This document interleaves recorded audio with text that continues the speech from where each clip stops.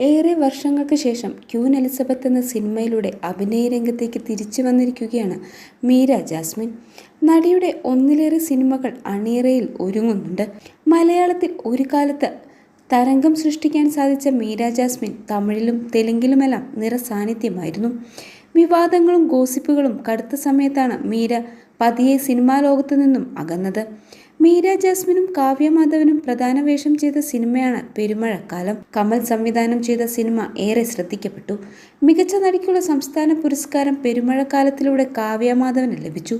ഇതേക്കുറിച്ച് മുമ്പൊരിക്കൽ മീര പറഞ്ഞ വാക്കുകളാണിപ്പോൾ ശ്രദ്ധ നേടുന്നത്. പെരുമഴക്കാലത്തിൽ സംസ്ഥാന അവാർഡ് കാവ്യയ്ക്ക് കിട്ടിയപ്പോൾ വികാരം എന്തായിരുന്നുവെന്ന ചോദ്യത്തിന് മീര അന്ന് മറുപടി പറഞ്ഞതിങ്ങനെ: കാവ്യ നന്നായി പെർഫോം ചെയ്തതുകൊണ്ടായിരിക്കും കാവ്യയ്ക്ക് കിട്ടിയത്. നമ്മുടെ കൂടെയുള്ള നടിക്ക് അവാർഡ് കിട്ടിയതിൽ എനിക്ക് അഭിമാനമുണ്ട്. ആ പടത്തിന് കിട്ടിയതും വലിയ കാര്യം. ഞാൻ അഭിനയിച്ച പടമാണല്ലോ. അതിന് അംഗീകാരം കിട്ടിയതിൽ സന്തോഷമുണ്ട്. കാവ്യ അത് അർഹിച്ചതാണ് കിട്ടിയത്. അതിൽ കൂടുതൽ അഭിപ്രായം പറയാൻ താല്പര്യമില്ല. ഞാൻ മാത്രം എല്ലാ അവാർഡും വാങ്ങിക്കണമെന്നുണ്ടോ? എല്ലാവരും ആർട്ടിസ്റ്റുകളാണ്. എല്ലാവരും കഷ്ടപ്പെടുന്നു.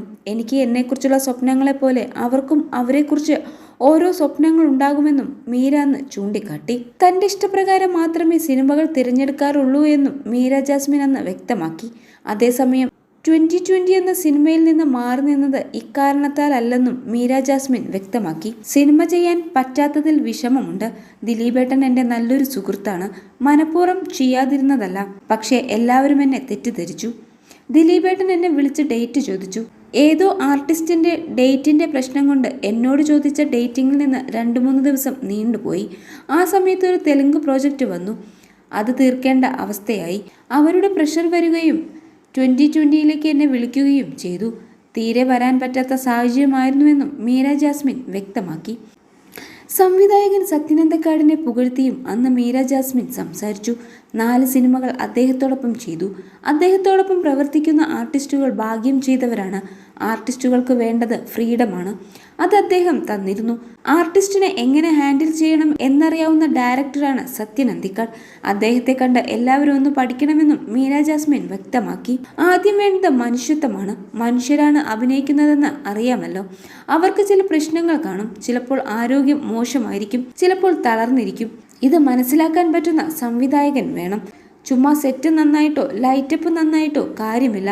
ആർട്ടിസ്റ്റിന്റെ മുഖത്ത് നിന്ന് അഭിനയം വരണമല്ലോ. അതിനു വേണ്ടത് അവരെ മനസ്സിലാക്കി കൈകാര്യം ചെയ്യുന്ന സംവിധായകനെയാണ്. ചില സിനിമകൾ തുടങ്ങുമ്പോൾ തന്നെ ഇതെപ്പോൾ തീരുമെന്ന് ചിന്ത വരും. അത്തരം സിനിമകളിൽ അഭിനയം നന്നാകില്ലെന്നും മീര ജാസ്മിൻ അന്ന് തുറന്നു പറഞ്ഞിരുന്നു.